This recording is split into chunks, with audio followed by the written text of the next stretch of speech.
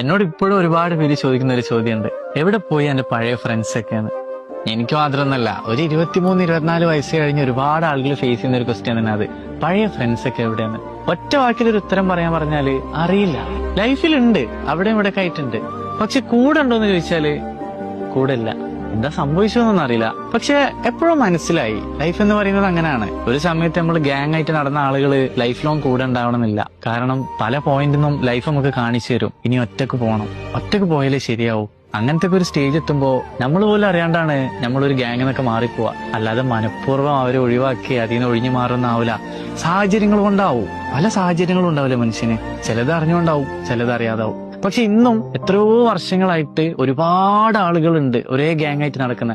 അവര് സത്യം പറഞ്ഞാല് ഭാഗ്യവാന്മാരാണ്. ഒന്ന് ആലോചിച്ച് നോക്കണം, ഒരു സമയത്ത് കൂട്ടുകൂടിയ ആളുകൾ ജീവിതകാലം മുഴുവൻ ഒരേപോലെ കൂടെ നടക്കുന്നുണ്ടെങ്കിൽ അതൊരു ഭാഗ്യം തന്നെയല്ലേ. എത്രയോ